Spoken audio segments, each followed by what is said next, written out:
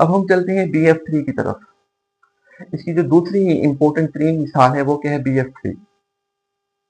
ठीक है जी।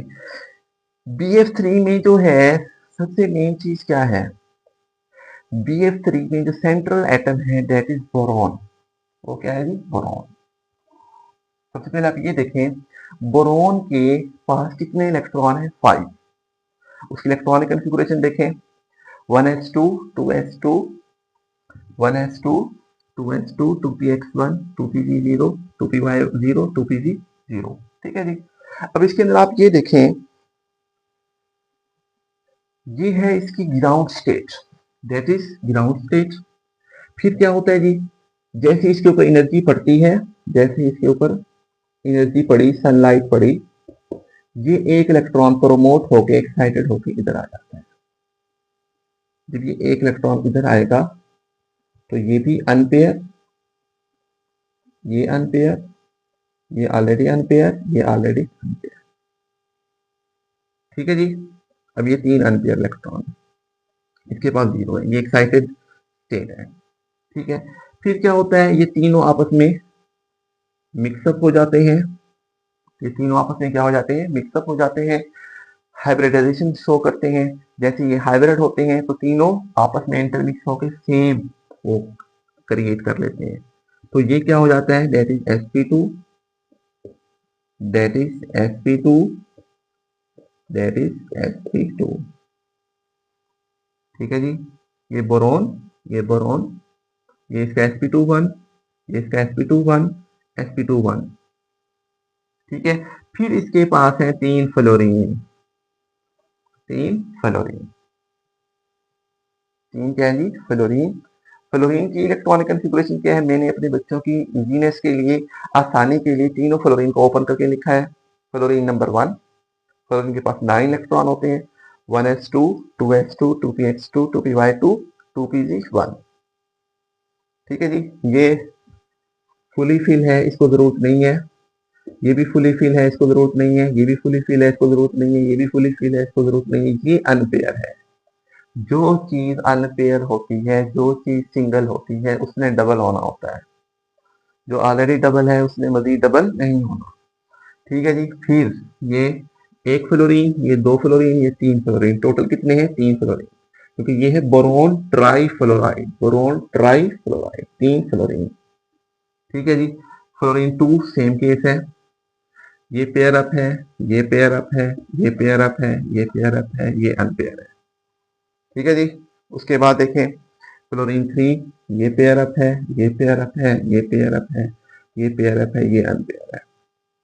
तो ये पी डंबल से Pg1, that is Pg1, that is Pg1। इसका 1 और इसका 1 ये पेयर अप हो गए, दैट इज 2Pg1, ये इसका 1 और इसका 1, sp21 और इसका Pg1 ये पेयर अप हो गए, और इसका Pg ये पेयर अप हो गए। अब देखें, ये एक फ्लोरीन, ये एक fluorine, fluorine number 2 that is fluorine number 2, fluorine number 3 that is fluorine number 3। ठीक है जी। तीनों पेयर अप हो जाते हैं, और यहाँ पे तीनों क्या है, सिग्मा बॉन्ड है। ये भी सिग्मा बॉन्ड है, ये भी सिग्मा बॉन्ड है, ये भी सिग्मा बॉन्ड है, क्योंकि तीनों हेड टू हेड ओवरलैप से बने हैं। ये सेंटर और ये सेंटर, ये सेंटर और ये सेंटर, ये सेंटर और ये सेंटर। और फिर देखें तो कौन बन रही है, तो कौन कैसे बन रही है, ये तो कौन बन रही है, एंगल क्या बनेगा, वही 120 डिग्री। ठीक है। और इसकी शेप क्या होगी, परफेक्ट रेगुलर ट्राइगोनल ज्योमेट्री है, ट्राईहेड्रल स्ट्रक्चर। परफेक्ट ट्राइगोनल 3 कोने वाला, ट्राइगोनल 3 कोने वाला, ट्राईहेड्रल 3 कोने वाला। लाजमी नहीं है आप इसको त्रिकोण को ऐसे बनाएं, आप BF3 को ऐसे भी बना सकते हैं, ऐसे।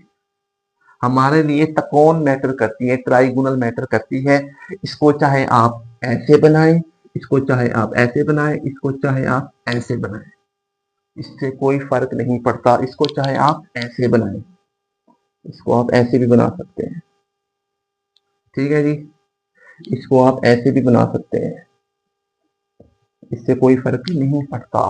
कुछ बच्चे घबरा जाते हैं कि बुक में ऐसे उल्टा बना हुआ तो हमने भी उल्टा ही बनाना है। नहीं, आपने इस बात का ख्याल रखना है कि आपकी ट्राइगोन प्रॉपर बने। ठीक है जी। अब यहाँ पे सवाल ये पैदा